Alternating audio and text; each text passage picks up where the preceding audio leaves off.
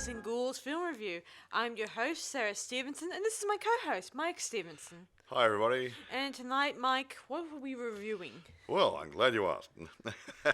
Okay, tonight, whatever, we're going to review The Wretched. This is a 2019 supernatural horror film. Now, I like these because it's another independent. Okay, I love independent movies. Now, this is produced by the Pierce brothers, Brett and Drew. Also, there was a Chang Sung and Ed Polgardi were also producers. Now, it was directed by the Pierce brothers again. Good old Brett and Drew did it again. And lo and behold, who wrote it? The Pierce brothers. Now, this here, now, again, being an independent, it was done on a really skinny budget. Okay, this was done for about $66,000. Now, that is a minuscule amount to make a good movie. Exactly. This is not a bad movie. Now, it's box office, and I think it's topped the takings for 4 or 5 weeks. Also, at the same time, being a limited release. Drive-in theatres and selected theatres and whatever, release on demand video, that sort of stuff. And they still managed to do, over that short period of time, 2.5 mil. Which is from 66,000 outlay to 2.5 mil. Some big A movies by the big commercial conglomerates go broke and spend a mozza trying to make a movie which is going nowhere. These guys have made a good effort. Again, not 100% perfect from where I sit, but it's a damn fine movie. We're going to review it in a minute, so Sarah's going to go through the overview and the plot and whatever. So take it away, Sarah. Before we get into that, who stars in it? Oh, okay, yes, that's silly me. Can't have a movie without stars. Yeah, before we begin with it, Mike pointed out something to me before we got started into this podcast. What was, you said something earlier about something they did wrong for Wikipedia? Oh, on Wikipedia, I go for Wikipedia and IMDb and different places to get information. Wikipedia, in the main list of the cast, bypassed the main horrible lead lady. It was in the short list, saying who starred in it, but when it had the list of who starred and what role they played, they omitted it altogether. Interesting, hey? Shame. Anyway. I just think it's a bit strange or lazy. Yeah, well, I don't know. And for us, it makes our bit work a little harder to find the so-called actresses and actors who portray in this movie. Yeah, I know. It makes us... and you really want to pat these people on the back and say, job well done. Now, I don't know these names, honestly. But, I don't know where they get the actors from, whether local acting agencies or whatever, or people they know, or whatever, or something like Star Now. But these people, they're not seasoned professionals in many cases, especially the young ones, but they've done a little bit here, a little bit there, and they're still doing a good job. Yeah, and I like to give them credit where it's due. Exactly. Now, with no further ado, I'll go through the main part of the cast. Actually, what I'll do it a little bit funny here. At the beginning of the movie, it was about 30-something odd years ago, and there was 3 people in that bit who don't play a major part, but I'm going to mention them anyway because they overlooked those because they set the feel for the movie. There was a little girl called Sydney McKell. She played Megan, a babysitter. There was a guy called, I think, Tug Coker. Coker. He played a Mr. Gamble, and Kenzie Jones played Ashley Gamble, his wife. And right at the beginning of the movie, they're only there for a couple of minutes, and then it goes to present day.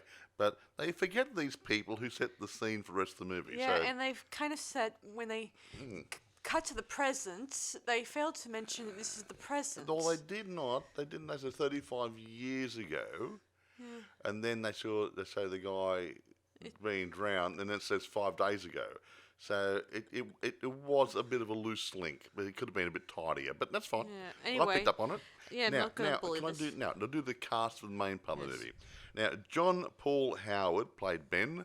The movie's focused on this young guy who comes to save his father Yeah, going through a divorce, that sort of stuff. Yeah. But he's the main person. Yeah. We'll get to him in a minute. Jamison Jones plays Liam, his dad. Piper Curda plays Mallory. Now, she works for his dad, Ben's dad, and Ben befriends her. Not quite a girlfriend, but the sort of ish, you know. Now, as he Tesfaye, I think his name is, I can't pronounce the name properly, plays Sarah. Ben's dad, Liam, has a bit of a love interest. Yeah.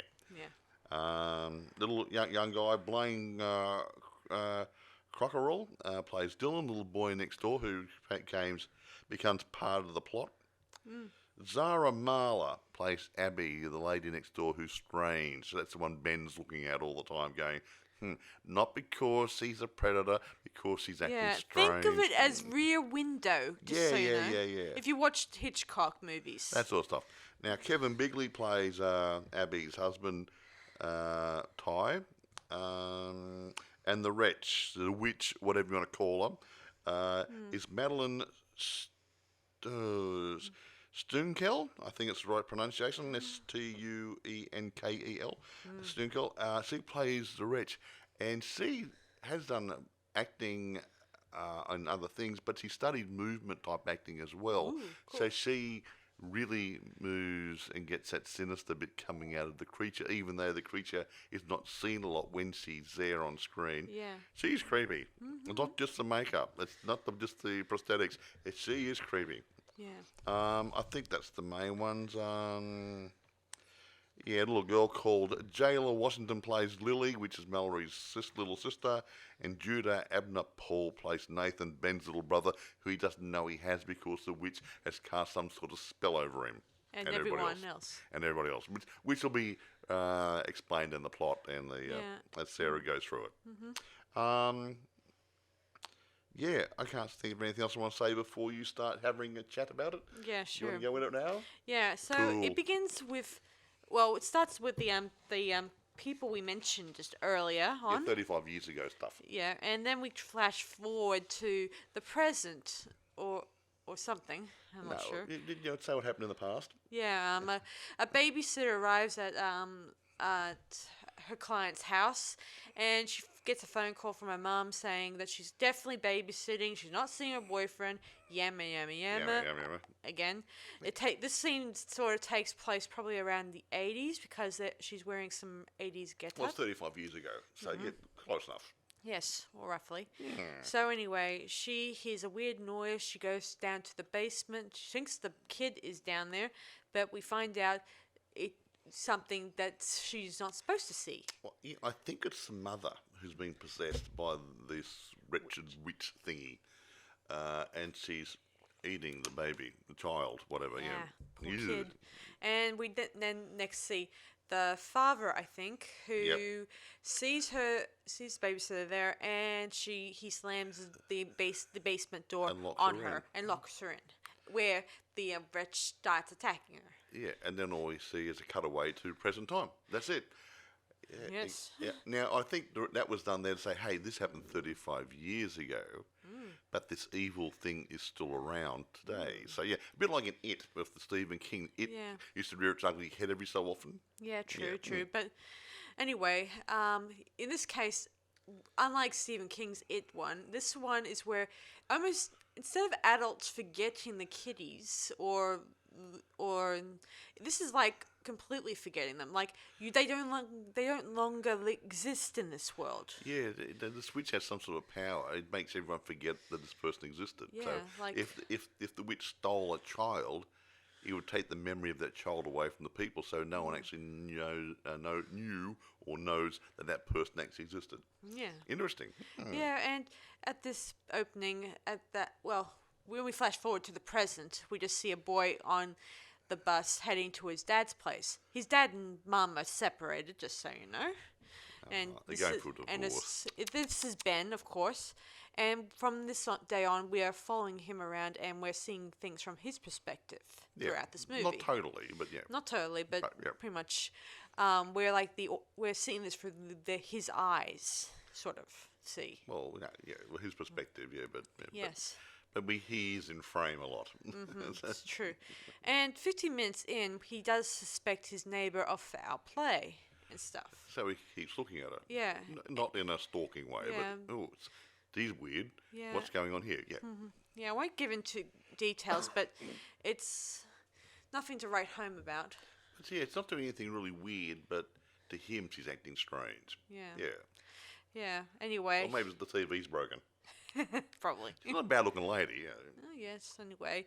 Of course, he gets a little, he tries to explain this to his friends and family, and they give him the riot act, or not refuse to listen to him.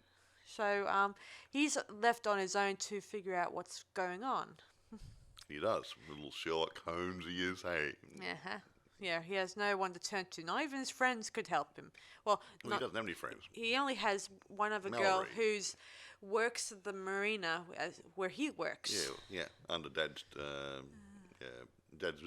business or something rather. Yeah, he works at the marina or volunteers. I'm not sure. No, he would work there. He either owns or works there. Yeah. So he's working there, and so he works there, and he meets.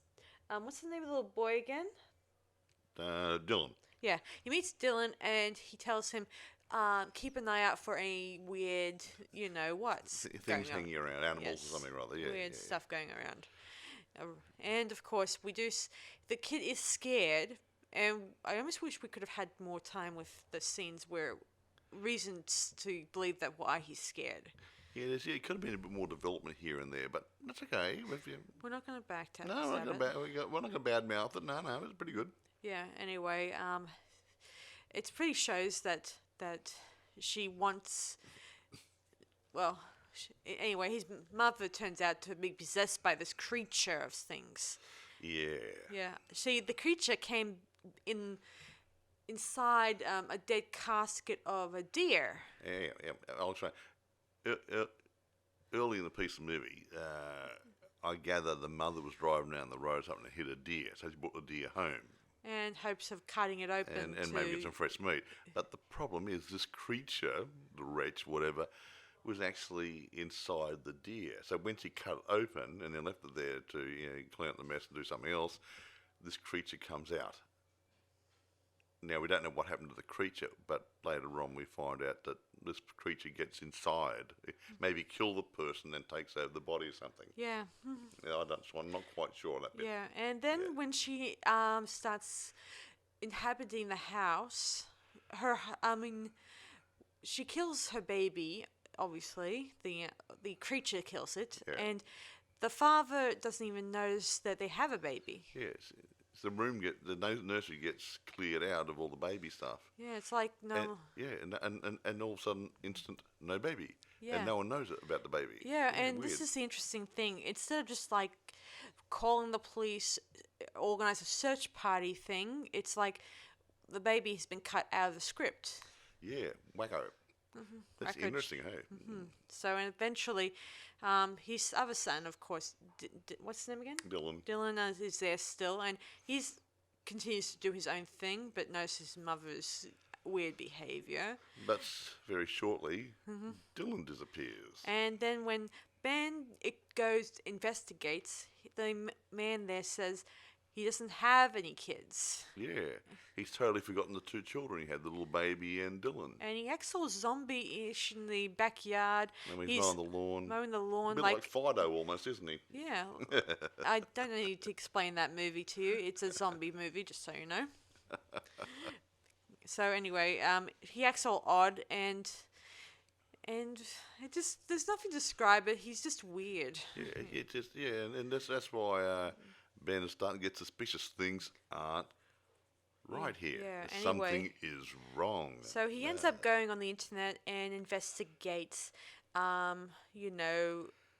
witchcraft and stuff, and finds some things like found out that this creature inhabits trees and rocks and wilderness of sorts. Yeah, well, there's that sort, and then people, and of course Wikipedia just says it's this creature is a witch. Yeah, of sorts. Strange looking witch I've ever seen. Looks like a demon almost. Yeah, agreed. It's It's pretty weird. Yeah. But anyway, irrespective. Anyway, eventually, when he tries to confront his dad with this thing, he doesn't believe him naturally, and Who would? when we find out that his girlfriend Sarah gets attacked by the creature and is possessed, he doesn't believe Ben that she's possessed by the demon. Yeah, because she's starting to threaten Ben, like, I'll get you. Yeah, I'll get And you. your little dog, too. dude. No, sorry. Yeah, if there was a dog in this, this will be interesting. Yes. Eventually, the police take Ben away for a bit, and But instead of taking to the police station, yeah, it seems that Sarah whispers something into the policeman's ear and takes control takes of him. him to an unknown to the lake. Yeah, and the And- beach there at the lake and tries to drown him. Yeah. Now, I'd rather go to the jail myself. Yes. Anyway, unlike with his dad wanted to go to the police station, but then he has second thoughts. Well, about Sarah it. is hitting on him really good. Yeah, he's starting to notice differences But in her behavior. Sarah's possessed, obviously. Yes. He's starting to notice behavior differences. She's not like the ordinary Sarah. He's dated, I guess. Yeah, a bit more frisky. Yes. Sorry. Anyway, his son tells him to go into the basement of the next door neighbors to find out what's there. Because he found out much later on. He found a weird tree-like thing there with photos of disappearing children. Like some of the picture is scratched out of the parents' face and eyes. And I like to think that's because the eyes may be referring to them not seeing the kids Yeah, anymore. it's something like something weird like That's my theory. It wasn't totally explained, but that's what we get the feeling it was supposed to be. Yeah. Yeah, and all that remains is the kid there who is alive, who is there, you know. Yeah. It's Yeah, for her picture the kids okay, but everyone around them. I don't remember this person. Yeah. So anyway, so he doesn't find it in the basement, but he finds it in the barn or another part of the house. No, I think there's another building near the house, a garage, and he went upstairs into like the mezzanine level or an attic or something or other, and all stuff had been transferred up there. Yeah, and he sees of his a photo that we see in the opening where of him with his wife and his son. Yeah, And- Ben's mum and dad and everything. Yeah, and he gets he kind of meets up with the horrible witch. Who stabs him? Yes. And eventually Ben That's a meet and appears greet. and tries to shoot her, of course.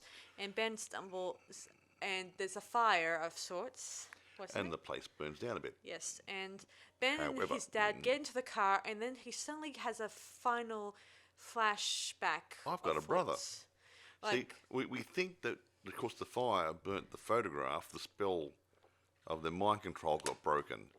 Then he realised he has a little brother somewhere. Yeah. Aha. yeah, throughout this movie, there was some things that didn't really make sense, like, well, once you see the flashback, Yeah, we won't it kind of we won't clicks. go too much Yeah, into the. it kind of clicks you want into to place leave here. something for to figure out Yeah, themselves. it kind of clicks into place that solves a few mysteries here and there. Yeah, but anyway, irrespective, Irrespective, soon enough, Ben goes looking for. his brother inside his house. He hears his voice, Yeah. and we find him. His room Empty. and a broken window, hinting Yeah. that the witch has already taken him. Yeah. So Ben knows where to go to kill a witch and get rid of her Yeah, there's a funny tree out in the woods somewhere or other, which can disappear at will. at will, Yeah. and it's still there. So Yeah. there's a Of big course, hole. Yeah. he's the girl who was Ben's love interest in this. again? Mallory. Mallory's realizes that her sister Lily is missing, Yeah, and and She forgot about Lily part way through the movie too, yeah, and that was okay. Who's Lily? Yeah. Yeah. Now she's remembered her little sister again. yeah. So anyway, they go into the wilderness and plan to try to save Nathan and Lily and all that. Yeah, all So- that good stuff. Yeah, and of course they take along some salt. This is according to witchcraft. A circle of salt can protect you from evil or demons or I think it's a boundary witches. thing. The witch can't cross over it. Yeah, Something. Yes. I'm not up to witchcraft law, but I believe that's But the I case. think in a lot of movies they do mention the odd salt thing. I think I've heard of it in, what's it called? Doesn't matter. Doesn't matter. I mean, it's too long And ago. it also goes good in fish and chips, folks. Bit of vinegar. So anyway, Ben goes down to inside the base of the tree. It's one of those tree cave things. Don't get confused by Star Wars Empire Strikes in Back. between the roots, there's a bit of a hole, like big, like an underground creature like a wombat in Australia, or you might have some sort of thing in America. So it's wet and damp, and eventually he does find the kids who are attached to these roots and tied up, tied in the roots. Tied in the roots, And of course Ben releases them, but of course a couple of times he gets attacked by the witch. Yeah, exactly. Well, she's taking little playthings away, isn't he? Yeah. Mm-hmm. Yeah. Eventually they get them out, and Ben is about to get out too, but the witch is trying to pull him back into the tree. Yeah, poor Ben. To seek her revenge and stuff like that. Yeah. But eventually, Shame. Ben's father arrives and rams the car straight into the tree home. Supposedly killing the witch. Yeah. I use the word supposedly. Now, actually, here's something which Ben told Mallory, the girl, that he wanted her to set fire to the tree. She didn't. Yeah. So she just looked at it over his shoulder and walked away. Now, we don't know why, but something else happens a bit later on. Yeah, we won't tell you because it's too. That's the last twist in the movie, and I don't want to tell it to you guys.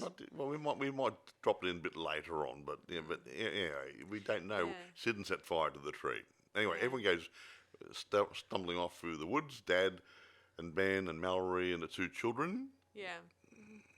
And eventually, Ben's dad makes plans to stay with his brother for a bit. So Dad was stabbed by the witch too. When he confronted her in the house. Yeah. Yeah. So Dad wasn't well. Yeah. So anyway, that's about it. Well, wait a minute. Yeah. Now it's quite interesting. So we will tell them a little bit. Okay, I'll tell you. Mallory gets Ben a flower. Say, this is from Lily. Yes.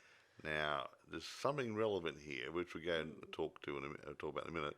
But she gives him a flower, and she puts it, or he puts it behind his ear or something, whatever.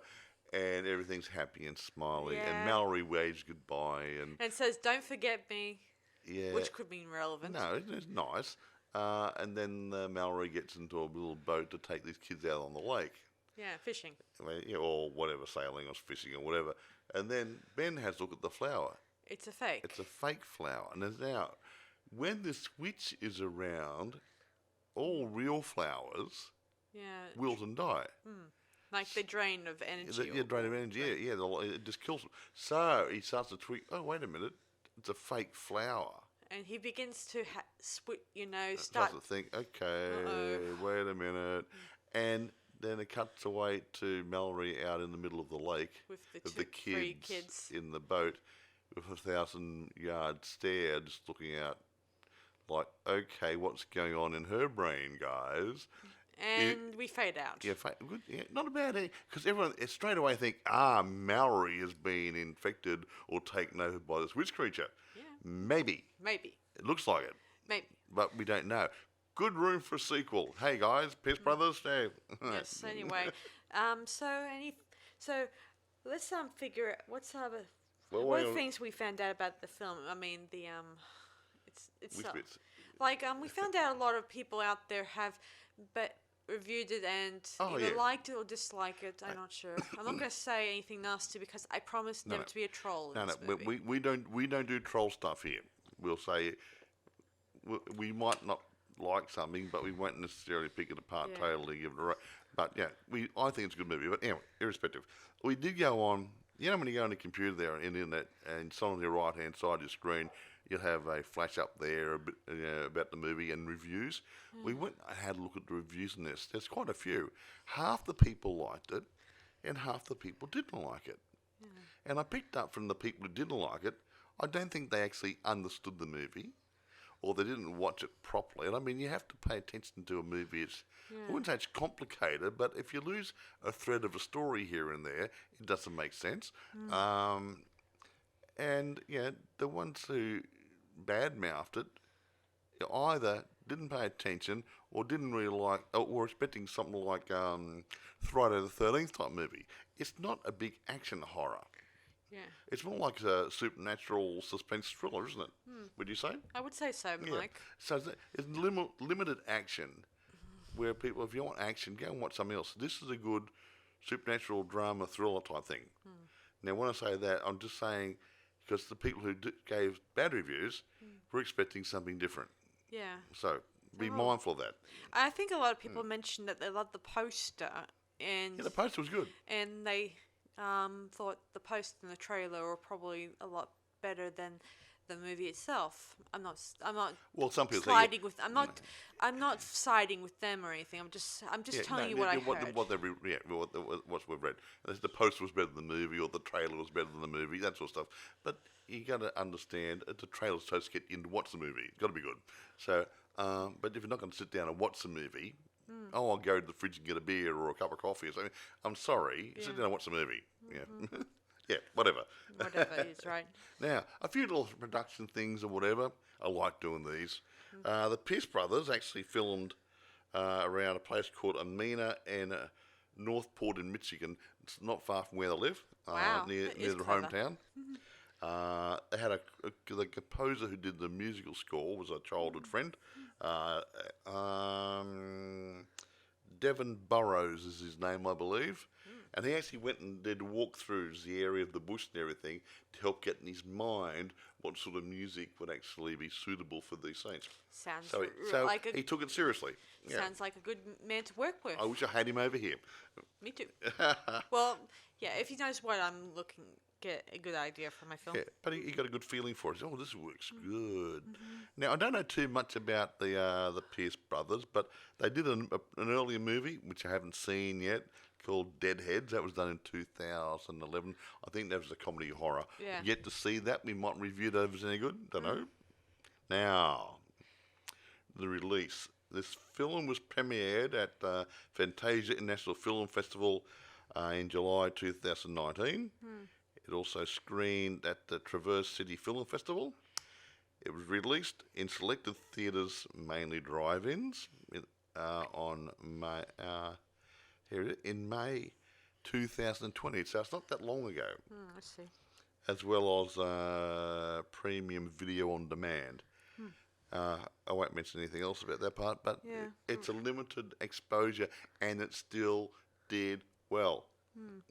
Box office, I've mentioned box office before, so it's made a lot of money for a limited release movie. So these guys, the Pierce brothers, have found their target market, and the target market likes it. So, good one, Pierce brothers. Yes, Hats off to you. Yeah, hats off. If I had a hat, I'll take it off. Yeah. If he has a wig or a toupee, we'll have him I've take had it some off. hair, I'd shave it off. But haven't got that either. But even Rotten Tomatoes and other people, Metacritic, most of those got average to good reviews for it. And I don't like Rotten Tomatoes a lot because a lot of stuff there comes over negative. Yeah. But they even gave it an approval rating of 75%. Meteoric, 61 out of 100. Generally favourable reviews. New York Times, favourable reviews. Los Angeles Times, favourable reviews. And other places, everyone thinks it's a good movie. Now, it may not be a big commercial A movie type thing that Universal Studios and all the other guys are doing, but it's not a bad movie, folks. I liked it. Yeah, it does make me think of Stranger Things. What's that? It's a sort of a TV series that came out not too long ago, which takes place in the 80s, and most of you guys out there who may have heard of it and thought it was pretty cool, and it dealt with unexplainable things, and sort of like it's like looking at Stephen King's It movie, and Would you say it's the same, or a little bit? This is a bit lighter than that, a or a bit little bit heavier, more or heavier too. what? The Stranger Things is heavier Yeah. than this, or this Well, one's heavier. they're both equally heavy. Oh, okay, yeah, fair enough. Yeah, Cool. but I do think that it's pretty cool. There you go then. What else can we talk about? Well, do you want to rate it now, or because No, anything else we can talk I about before wanna we do that? Make sure I don't say anything. No, I'm just trying to think anything else you can say good about the movie. I will. The lady who played the wretch, Madeline Stoonkel, whatever. I might have mentioned before, but she actually studied dance, movements, that sort of stuff, I gather. And she really portrayed a good evil presence on the screen. Yeah, a bit like Alien. The guy who did Alien, got in that suit, he got the moves down to make it come to life. Well, this Madeline has done the same thing for this role. In limited exposure on the screen, but when she was there, yeah, it did create a really, what would you say, it's a creepy image, Creepy whatever, and image. the way it's moved, body, that's body movements, everything, and the special effects person made the body suits and makeup and everything. Gee, it looked really good. You have to say the special effects person was good. Special effects makeup. Agreed. Yep. I can't think of anything else we can talk about on this one. Yeah, I mean, I tried to look up some trivia facts myself, but I couldn't find Yeah, there's too many. not enough stuff to find on it. Only our own personal views on this one. Yeah, yeah, I hate when that happens. Yeah, so oh, yeah, here's a thing. We're talking about reviews and performance and whatever. The Wretched became the first film since Avatar to top the box office for 6 consecutive weekends. Wow, cool. That's not bad, Pierce Brothers. Yes. So, do you want to rate this now? I will. Now, again, when I rate these things, I rate them in their own blocks. Now, if I was doing an A movie, I'd base the critique on an A movie. Now, this is an independent movie, done on a skinny budget, so I'm going to rate it in that sort of light, and that atmosphere. So I'm going to give this about 8.5. Same here, 8.5 out of 10 too. Yeah, I mean, it's a good watch. Do not expect a bucket load of action like in, your Nightmare on Elm Streets and stuff, because you're not going to get it. Okay, but this is more like to me, comes over more like a supernatural drama, suspense thriller sort of thing. Yeah. So yeah, if you want to sit down there and watch it and follow it, and get your jump scares or whatever, it's a good watch. Yes. So, There you thanks go. for watching this last episode, guys. So, this is Sarah Stephenson And Michael Stephenson. saying, see you guys around. Bye.